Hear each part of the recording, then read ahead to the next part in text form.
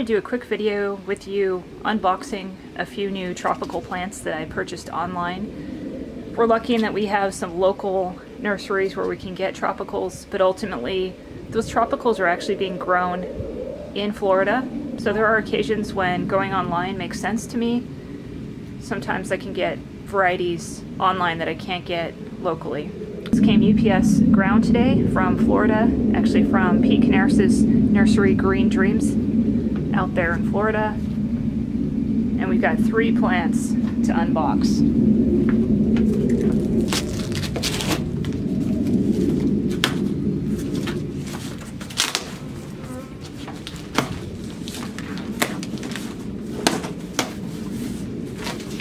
Got our invoice and plant care guide up top. See the plant just sprung out there, so it's kind of nice. They didn't cut the top, they bent it into the box. Give us a little bit more top foliage there. So I'm going to just go ahead and tilt this on its side.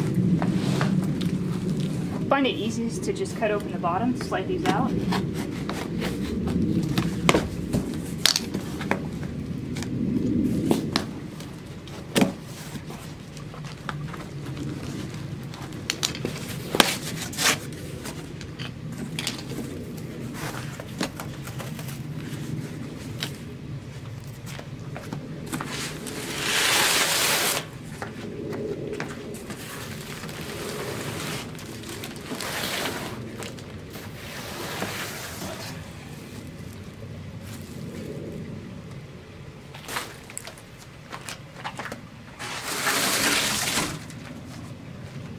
We've got a red Surinam, or Patanga here, just in a 1 gallon size. Looks super healthy. Okay, the second plant here, you can see is an Emperor Lychee. It's a 3 gallon size, so got some good growth to it, and this is a grafted plant. I picked this variety just because I heard it's one of the better cultivars of lychee. I'm going to actually be growing this in a container. I had really bad luck growing these in ground. I think they need just a higher pH and more loose soil going for them, so I'm going to give container growing a shot on this one. And the same thing for this last plant. This is a red Jaboticaba. These fruit a little bit earlier than the black Jaboticabas. Being that it is another 3 gallon, this plant's probably about 3 years old. And I am going to also grow this in a container just because in ground it's very hard to control the pH here. And Jaboticaba really like an acidic soil to grow. So I'm not affiliated with the Green Dreams Nursery or sponsored in any way doing this video. I just wanted to share this because there are a lot of you out there that don't have access to a local tropical tree nursery. It would be a very far drive for you. So if you're looking for a plant on the smaller side, you know, somewhere between 1 and 3 gallon, then online's a really great option for you. I've ordered many plants from this nursery over the years and never have been disappointed. Always gotten healthy, well-rooted plants. So hopefully this is helpful for any of you plant addicts out there that want to add some more tropicals to your collection. So the other thing I promised to cover is how I'm going to pot this up in a container. I don't like leaving the media the way it came in.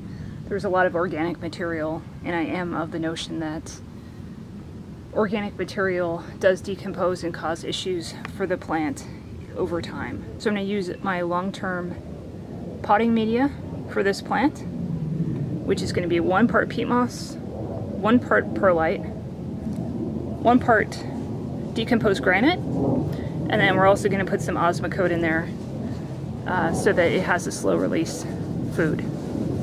And I'm going to up pot to a 4 gallon container. Alright, so I've got my 3 ingredients in this wheelbarrow. Just to quickly talk through why I'm using this. The peat moss is going to be your slowest to break down Unlike most soils, it does not contain forest products that'll start decomposing within just a couple months. So it's more of a long-term solution. It also carries with it a lower pH. Perlite is a lightweight volcanic rock. This is going to provide aeration in our soil for good drainage. And the sand serves multiple purposes. Not only is it good for drainage, but it adds body to the mixture. So it really helps prevent this perlite from floating up and eventually making its way out of the pot. I also find that the combination of these three are great for moisture retention. In the summer, it holds moisture very well, and I don't need to water, more than once a day, even in the worst high heat temperatures. So for repotting this lychee, we've got to remove the soil that it came in. I'm going to gently remove this. Just use the shower setting on my water nozzle to go ahead and remove the soil. That way we're not breaking any roots. And I'm just lightly massaging the root ball here.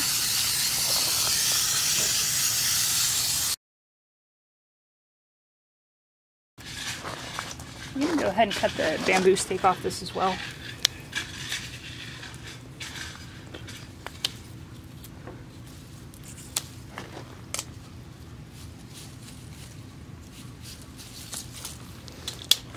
After removing all of that soil media, you can see the root ball actually is not all that large, and that's pretty common on tropicals. They have a fairly shallow root system. But at this point, we've cleaned all of the wood mulch fines off of this, so it's ready to go into our mixture. I'm going to add just a little bit more to the top here.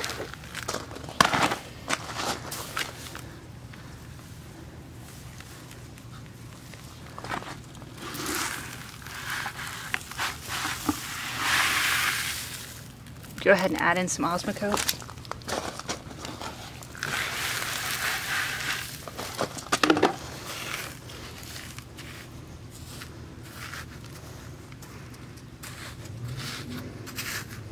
Benefit of the decomposed granite is it is heavy, so it's going to add some weight to keep this from flying out of the pot. What I like to do in addition to mixing that through the media is actually to add it to the top.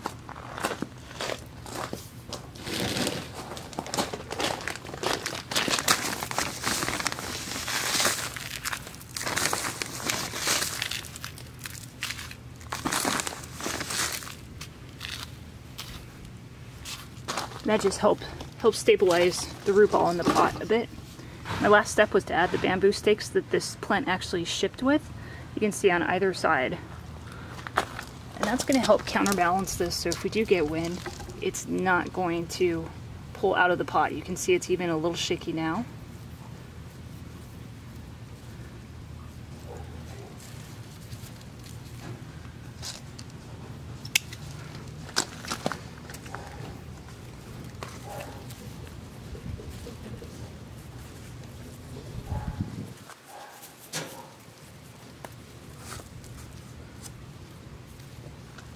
So I went ahead and, put this plant through the shock of rinsing off its roots, putting it in a new container.